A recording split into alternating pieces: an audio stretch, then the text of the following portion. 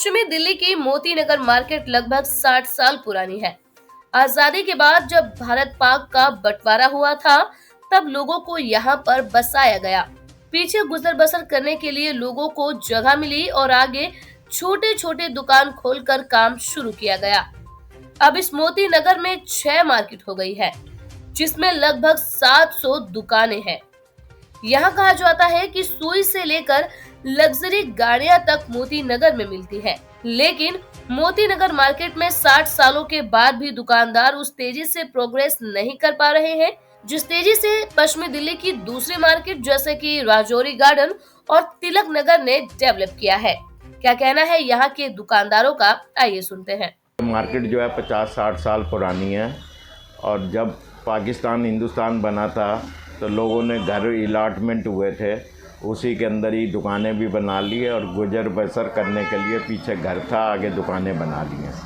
तो जब धीरे धीरे कुछ ग्रोथ होती गई मार्केट की और ये पश्चिम बिहार, ज्वाला एडी, प्रीतमपुरा, वहाँ से भी कस्टमर आने लग गए और इस मोती नगर के अंदर जो है सुई से लेके ज्वेलरी, मिठाइयाँ, मतलब अगर किसी ने शादी भी करनी हो तो एक ही दिन में सब कुछ यहाँ पर मोती नगर से परचेज कर सकता है, कहीं दूसरी जगह जाने की ज़रूरत नहीं है। मोती नगर में धीरे धीरे एक मार्केट की जगह 6 मार्केटें बन गई, जिसके अंदर टोटल 500-700 दुकानें हो गई हैं।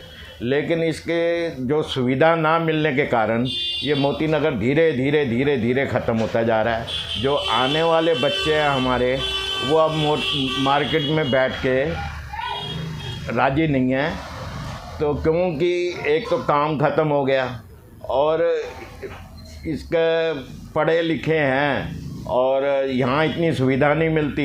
यहाँ पर जो है टॉयलेट नहीं है, अगर लेडीज़ कोई मोती नगर मार्केट में आ जाए उसके लिए आज तक कोई टॉयलेट, हम जितनी भी पार्टियाँ आई हैं हमने सबको अप्रोच करी है कि एक कोई टॉयलेट बना दो लेडीज़ के लिए, कम से कम लेडीज़ जो आए तो वो टॉयलेट चली जाएं। जेंट्स तो कहीं भी दीवारों के पास इधर उधर कर लेता है, लेकिन उसके लिए नहीं है। और मैं चाहता हूँ कि मार्केट में जो है कि अब इसमें पार्किंग भी नहीं है, बिल्कुल पार्किंग की भी सुविधा हो और ये जो कट भी बंद कर दिए हैं बहुत सारे, जो यहाँ पर कस्टमर नहीं पहुँच सकता। तो यही है कि भाई मोती नगर मार्केट इसी वजह से बहुत नीचे जा रही है और हम उनसे भी, अधिकारियों से भी कहना चाहते हैं, गवर्नमेंट से भी कहना चाहते हैं, डिपार्टमेंट में से भी कहना चाहते हैं कि भाई मोती नगर मार्केट की तरफ ध्यान किया जाए और कितने करोड़ों रुपया पूरी मोती नगर मार्केट से टैक्स का जाता है, जीएसटी जाता है, इनकम टैक्स जाता है। तो अभी ये मोती नगर के जो मनोबल जो है ना मार्केट का दिन पे दिन टूट रहा है, इसका ध्यान करिए। मार्केट वेलफेयर एसोसिएशन के महासचिव अतुल दुआ का कहना है कि इस मार्केट में दुकानदारी करने वाले लोगों की कई पीढ़ी चल रही है। पहले दादाजी ने यहाँ पर काम की शुरुआत की थी, फिर उनके बेटे, पोते और अब उनका बेटा दुकान चला रहा है। सालों से यहाँ की समस्या को लेकर डिपार्टमेंट के पीछे पड़े हैं, लेकिन इस ओर कोई ध्यान नहीं देता, जिसकी वजह से मार्केट में तरक्की के बजाय मार्केट पीछे होती जा रही है। हर एक डिपार्टमेंट को, सबको हमने कह दिया, चाहे वो पेशाब घर की समस्या है या मार्केट की किसी चीज़ की समस्या है, वो हल नहीं हो पाती। मेरे दादाजी इस पहले शॉप पे बैठते थे, उसके बाद मेरे फादर ने संभाला, आज मैं बैठ रहा हूँ, मेरे बच्चे आ रहे हैं, लेकिन बच्चे आगे खुश नहीं हैं क्योंकि काम कुछ तो ऑनलाइन ने बिगाड़ दिया है और कुछ जो है और भी समस्याएं आई हुई हैं कि साफ़ सफाई नहीं है, तो काम इतना मार्केट का डाउन होता जा रहा है। वो शॉप पे बैठ के राज़ी नहीं हो रहे बच्चे आजकल के। बाकी प्रधान जी ने जो सारी चीज़ें आपको बताई हैं बिल्कुल सही हैं वो। सर, आपके हिसाब से इस समस्या का समाधान क्या होना चाहिए? सर, समाधान तो इतने सालों से हम पीछे पड़े हुए हैं, लेकिन समाधान कोई निकालता नहीं है। पार्किंग समस्या हो गई, लेडीज़ टॉयलेट हो गया, या और भी कई समस्याएं ऐसी हैं। कितने नेता नए आते हैं, चले जाते हैं, लेकिन हम वहीं के वहीं खड़े हुए हैं और आज हमारी मार्केट भी वहीं के वहीं है, कोई तरक्की नहीं कर पा रही। और मार्केटें सब ने तरक्की कर ली है, तिलक नगर, जौहरी गार्डन, तो करोल बाग, लेकिन हमारी मार्केट दिन में डाउन होती जा रही है क्योंकि फैसिलिटी नहीं मिलती कस्टमर को। गाड़ी अंदर नहीं आ सकती, पार्किंग नहीं है उनके पास। तो आजकल की न्यू जनरेशन जो है, एक तो ऑनलाइन की तरफ जाते हैं या जहाँ उनको इजी सामान मिल जाता है वो करते हैं। मार्केट में कपड़े की दुकान चलाने वाले दुकानदार ने कहा कि पार्किंग अंदर नहीं होने की वजह से कस्टमर आने से कतराते हैं।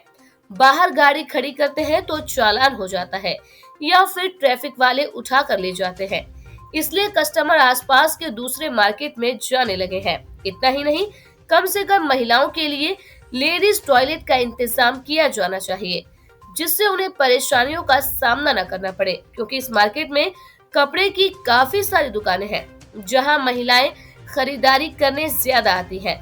बावजूद इसके ना तो जनप्रतिनिधि ध्यान दे रहे हैं और ना ही डिपार्टमेंट ही। यहाँ पे 40 साल से हमारा दुकान है और कपड़े का काम है हमारा। यहाँ पे 3rd जनरेशन हूँ मैं इस दुकान पे बैठते हुए। तो हमारी मार्केट में कोई सुधार नहीं है सर, बड़ा परेशान है हम, और दिन ब दिन डे बाई डे जो है ये वो डाउन चला जाता जा रहा है। और आपको पता ही है आजकल कितना काम करना तो बहुत ही ज़्यादा मुश्किल वाला काम होता जा रहा है, और ऐसे में और डाउन जा रही है मार्केट। उसकी कई परेशानियाँ हैं हमारी, जो हम चाहते हैं कि सरकार हमारी सॉल्व करे, तो उस पर गौर किया जाए ज़रा। आपके हिसाब से क्या क्या समस्या मेन है? सर समस्याएं तो हमारी देखो, पहली समस्या जो आजकल बढ़ते ट्रैफिक को देख के जो पार्किंग का जो इशू होता है वो मेन समस्या है हमारी। पार्किंग कस्टमर को मिलती ही नहीं है, अंदर मार्केट में गाड़ी आ नहीं पाती है, पार्किंग का बहुत इशू है। हमारी कोई मेन पार्किंग ही नहीं है, बाहर मेन रोड पे लगाओ तो ट्रैफिक वाले गाड़ी उठा के ले जाते हैं। इस वजह से हमारे को जो है कस्टमर अंदर आना अवॉइड करता है ज़रा, तो वो मार्केट रोड को चूज़ कर लेता है जहाँ पे उनको पार्किंग समस्या नहीं होती है। तो हम चाहते हैं ज़रा एक पार्किंग की व्यवस्था कोई हमारे लिए कराई जाए यहाँ पे ज़रा। तो मेन समस्या हमारी ये भी है। दूसरी सेकंड इशू जो हमारा मेन आता है, यहाँ पे कोई वॉशरूम नहीं है लेडीज़ के लिए। मेन लेडीज़ कस्टमर हमारी मार्केट में बहुत है, हमारा खुद कपड़े का काम है, लेडीज़ कस्टमर है हमारा सारा। तो ये समस्या शुरू से ही चलती आ रही है। जेंट्स भी यहाँ पे बने हुए हैं, वो भी कोई साफ़ सफाई उसमें भी नहीं है। जेंट्स तो चलो एडजस्ट कर लेता है, पर लेडीज़ के लिए बहुत बड़ी प्रॉब्लम हो जाती है ना। तो हम चाहते हैं कि लेडीज़ टॉयलेट भी ज़रूर होना चाहिए मार्केट के अंदर।